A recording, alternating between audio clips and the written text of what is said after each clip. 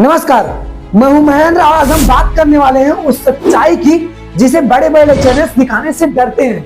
वो सच्चाई जो खेत में पैदा होती है, वो सच्चाई जो मंडी में मर जाती है, वो सच्चाई जिसका नाम है किसान की लूटी हुई मेहनत।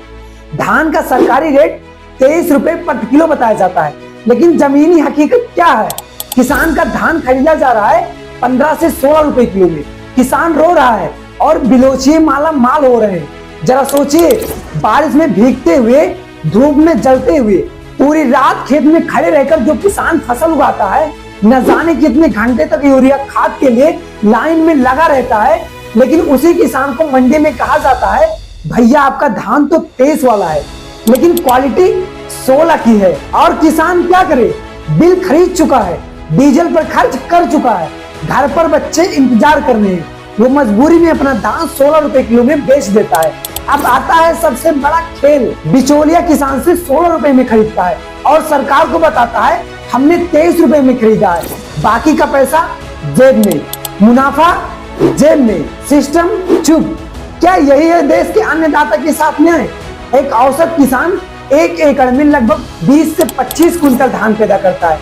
अगर उसका धान 23 रुपए किलो में बिके तो उसे मिलना चाहिए 46,000 से 50,000 तक, लेकिन जब धान 16 रुपए किलो में खरीदा जाता है, किसान को मिलते हैं सिर्फ 32,000 से 35,000 तक, यानी सीधा सीधा 15 से 18,000 की चपत, वो भी एक ही सीजन में। सरकार एमएसपी घोषित करती है, पोस्टर छपते हैं, नंबर बताए जाते हैं, लेकिन एमएसपी मिलता किसे है? 95% किसान कहते हैं हमें एमएसपी कभी मिला ही नहीं। तो फिर एमएसपी है क्या? किसे कहते हैं एमएसपी? किसान के लिए या सिस्टम के लिए? मंडी में किसान से कहा जाता है नमी ज्यादा है, दाना हल्का है, टूटना ज्यादा है। इन बहानों की लिस्ट इतनी लंबी है कि किसान की हिम्मत ही टूट जाती है। वह कहता है लाओ भैया, जितना देते हो दे दो, घर जाना है। और यही मजबूरी बन जाती है सिस्टम की कमाई। किसान का बेटा पूछता है पापा कितने में बिका धान? किसान कहता है 16 रुपए में। बच्चा कहता है पर टीवी पे तो 23 बताया। किसान चुप हो जाता है, क्योंकि उसे पता है कि टीवी में दिखाती है देश की खबर, लेकिन किसान की खबर नहीं।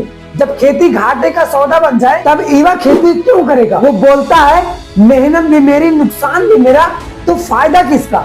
यही वजह है कि लाखों युवा खेती छोड़कर शहरों की ओर भाग रहे हैं। सीधी खरीद सरकार करे, बिचौलियों का रोल खत्म, सही तौल, सही ग्रेडिंग, पारदर्शी सिस्टम, एमएसपी हर फसल पर 100% लागू, किसान से पैसा ट्रांसफर 24 घंटे में, मंडी में सीसीटीवी, रिसीट और डिजिटल रिकॉर्ड अनिवार्य। जब तक ये नहीं होगा किसान लूटता रहेगा और भारत अन्नदाता अपना ही पेट भरने में परेशान रहेगा।